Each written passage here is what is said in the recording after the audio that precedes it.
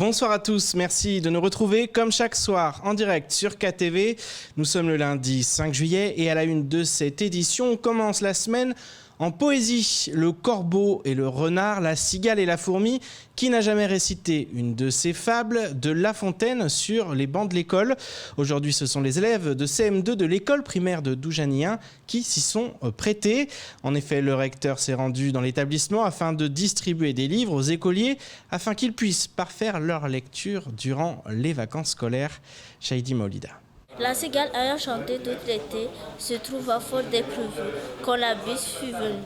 Pas un seul petit morceau de mouche ou de vermisseau. Cet air vous est sans doute familier. Les élèves de CM2 de l'école primaire de Doujani 1 ont reçu des mains du recteur les fables de La Fontaine. Ils sont distribués dans le cadre de l'opération Un livre pour les vacances afin d'encourager à la lecture durant l'été. Ces livres arrivent vraiment à point nommé pour ces élèves. Pour ceux qui savent déjà lire et s'entraîner à la lecture plaisir. Et pour ceux qui ont un petit peu de mal, ils vont, parce que c'est leur propre livre, essayer de déchiffrer. Et quand c'est à soi, on y arrive en persévérant, parce que là, ils vont persévérer. À l'approche des vacances, certaines écoles, dont celle de Doujani 1, resteront ouvertes aux élèves dans le cadre des stages de la réussite. L'occasion de pouvoir distribuer les livres à toujours plus d'élèves. Nous continuons pour ces vacances ces stages dans un certain nombre d'écoles pour continuer les apprentissages. Et les élèves vont venir, ceux qui ne les ont pas encore, seront appelés à venir chercher les livres. L'idée, encore une fois, c'est que tous les élèves partent en vacances avec au moins un livre. Le recteur a ajouté qu'un bilan de compétences sur la lecture sera effectué à la rentrée. La distribution des livres a commencé depuis quelques semaines déjà et va se poursuivre dans d'autres établissements de l'île. C'était attendu depuis plusieurs semaines et c'est désormais officiel. Les vols à destination et en provenance de Moroni peuvent reprendre. EWAER ou encore AB Aviation sont sur le pont pour adapter leur programme de vol. Car si les conditions pour voyager sont relativement drastiques, il s'agit d'une excellente nouvelle. Reste maintenant à espérer que d'autres destinations vont suivre, notamment Madagascar. Mais pour l'heure, difficile d'y voir clair, comme nous l'explique le directeur de EWAER, Ayoub Ngar. Alors malheureusement, vous savez, on n'a pas de renseignements fiables de la part des Malgaches. Au départ, c'était prévu l'ouverture de frontières Tana le 1er juillet. Quand le président malgache a fait sa déclaration lors de la fête de l'indépendance, il l'a repoussé jusqu'au 15 juillet, mais il n'a pas dit qu'il va ouvrir. Il a dit on fera le point le 15 juillet. Donc le 15 juillet, quand il va parler, soit il ouvre Tana, pour l'instant on se fixe que sur Tana. Et c'est le bruit qui court, hein. Il devrait peut-être ouvrir Tana. Comme le bruit en courait aussi que ce sera le 1er juillet, donc on ne peut pas faire confiance. Donc je pense qu'il faut attendre sa déclaration et il faut voir si la situation sanitaire s'améliore à Tana, mais pour l'instant c'est uniquement Tana. Il est temps de regarder le reste de l'actualité locale en bref, avec notamment le vœu du nouveau président du conseil départemental ou encore la venue du ministre des Outre-mer qui reste en suspens. Au montage, Leslie Vumenet. Dans un communiqué publié au lendemain de son élection à la tête de l'Assemblée délibérante du conseil départemental, Ousseini Benissa a souhaité exprimer sa fierté face à la responsabilité importante qui lui est confiée. Après avoir remercié ses électeurs et l'ancien président du conseil départemental dont il a été le vice-président pendant 6 ans, le nouvel homme fort du conseil départemental s'adresse aux habitants de Mayotte. Il assure avoir entendu leurs attentes et mesuré les impatiences sur des questions majeures comme le transport, la sécurité, l'emploi, le développement économique ou encore la préservation de la biodiversité. Pour réussir sa mission, Ousseini Benissa sait qu'il va devoir rassembler. Il assure ainsi avoir besoin de tout le monde et entend être un président de la proximité, être président de la modernité, un président qui porte partout la voix des Mahorais. Je veux être le président de tous les Mahorais, conclut-il notamment.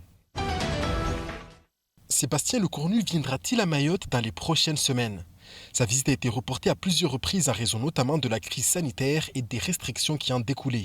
Depuis quelques semaines, il se murmure que le ministre pourrait venir à Mayotte pour saluer officiellement le nouveau président du conseil départemental et faire un certain nombre d'annonces sur les orientations politiques de la loi Mayotte. Sauf que Jean-François Colombet quitte Mayotte pour prendre ses nouvelles fonctions à Besançon et que Thierry Suquet ne sera pas sur l'île au Lagon avant le 12 juillet.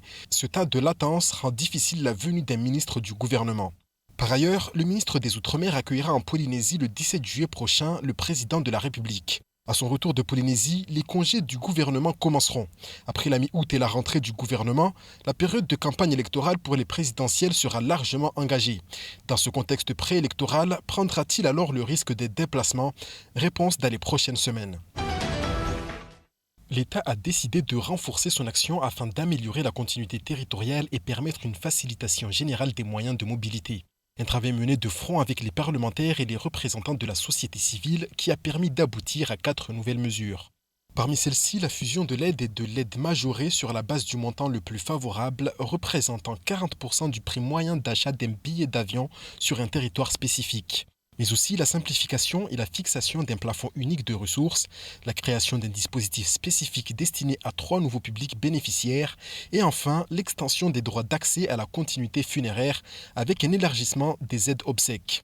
Une évolution bénéfique à Mayotte où la mobilité est plus importante que dans tous les autres départements de France, faute de places suffisantes dans l'éducation supérieure. À la rentrée 2020, pas moins de 2500 jeunes nouveaux bacheliers ont quitté Mayotte pour s'installer à La Réunion ou dans l'Hexagone. Et on termine cette édition avec l'association Yes We Can It. Depuis quelques années maintenant, elle est connue à Tsapéré et à Mayotte plus généralement pour sa laverie et son épicerie solidaire. Et d'ici quelques semaines, cette dernière va évoluer et va donner naissance à des épiceries ambulantes. En effet, l'association va mettre sur roue 2 triporteurs chargés de sillonner les rues et vendre des denrées alimentaires à prix préférentiel directement au contact de la population. L'objectif recherché est d'aider toujours plus de familles en situation précaire et faire connaître davantage l'association au grand public. Ivan Rakotovaou. Apporter des canettes usagées et repartir avec des aliments achetés à bas prix. C'est le quotidien de nombreuses familles modestes de Tsapéré, bénéficiaires de l'épicerie solidaire de l'association Yes We Can It. Mais dans quelques semaines, ce n'est plus les familles qui viendront à l'association, mais l'association qui viendra à eux avec la mise en place d'épiceries ambulantes. C'est des triporteurs exactement, c'est des vélos qui vont être électriques avec une petite carriole à l'arrière pour mettre en place tous les produits. Et puis on va se balader dans les différentes habitations. Ce sera surtout nos services civiques qui vont réaliser ces actions d'épicerie ambulante. Et puis au final, sûrement qu'avec le bouche à oreille et puis la discussion, les gens seront au courant de nos passages à des heures précises, dans des lieux précis et pourront venir accéder et faire leurs achats. Au nombre de 2, les triporteurs seront ouverts à tous et pas seulement aux plus modestes, car le but sera aussi de sensibiliser le plus grand nombre aux actions de l'association.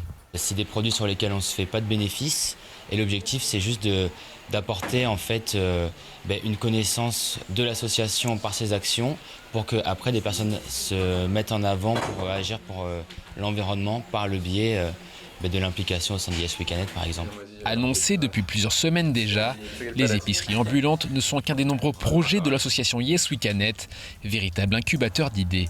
On a beaucoup de projets, on a ce qui est laverie solidaire, on a le projet jeux vidéo pédagogique et ludique qui va sensibiliser au développement durable, on a un projet de librairie, et aussi un projet qui va être de créer une petite laverie à Kawini dans un conteneur qui va permettre de donner accès au numérique et en plus où il y aura des livres qui seront disponibles au sein de ce conteneur pour que les femmes et leurs enfants ou même les hommes, si c'est des hommes qui viennent, puissent avoir un accès à la lecture tout en lavant leur linge. Si les partenaires financiers suivent, les différents projets de l'association Yes We Can It devraient voir le jour dans les prochains mois. Et c'est ainsi que s'achève cette édition. Merci de nous rester fidèles sur KTV. Je vous donne rendez-vous demain dès 19h pour tout connaître de l'actualité locale. Excellente soirée sur Kwesi.